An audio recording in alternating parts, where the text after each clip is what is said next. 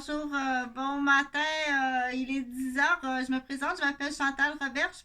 Donc, j'ai enlevé Mémé tabatière puis Mémé couturière, là, je l'ai rangé là, dans une belle valise, mais pas de papier de soie ni des petites boules de cèdre.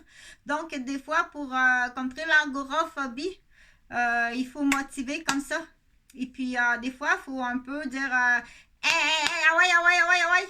Parce que c'est juste traverser la porte. C'est juste traverser la porte de la maison.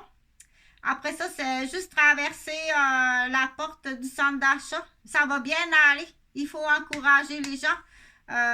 Il y en a beaucoup d'agoraphobie. Et c'est provoqué. C'est des mises en marché pour distraire ou se débarrasser. Donc, du coup, on dit il faut les trouver. Les gens qui fabriquent l'agoraphobie.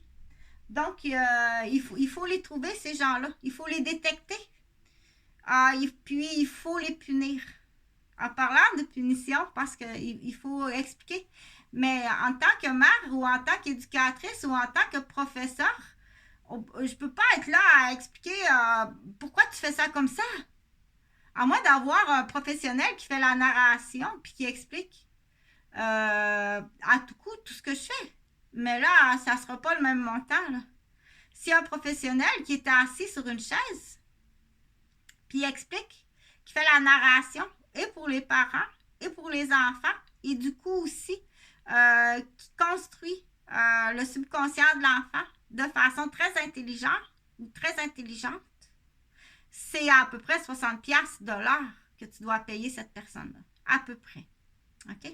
Donc, c'est pas le travail de l'éducatrice de tout expliquer, de tout justifier. Moi, à l'époque, là, c'était déjà un peu embêtant. Ça prend du temps. Je le faisais aussi avec... c'était plaisant. Mais ça, c'est quand tu lui poses la question, mais quoi d'autre qu'un parent peut avoir en arrière de la tête, puis qui part de chez toi pour aller travailler, ou qui quitte la garderie définitivement, qu'est-ce qu'il peut avoir derrière la tête, puis qu'est-ce qu'il peut faire? Ça a l'air que c'est autant, pour certaines personnes, il y en a qui sont autant maniaques qu'un maniaque matrimonial sur son ex-femme. Donc, c'est grave, oui, c'est grave. Ça, c'est juste dans les maniaques matrimoniales, maniaques CPE. Mais là, si on rentre en plus, si en plus il y a de la criminalité, c'est-à-dire des familles de criminels dans un service de garde, quand on te donne un rapport au CPE, là, après ça, tu te dis, est-ce que le CPE aussi est pris en otage? Ou t'es juste pas compétent, puis t'es pas compétente, ou t'es complice. Et quand tu donnes le rapport à la police, il n'y a rien qui est fait, il n'y a rien qui est fait.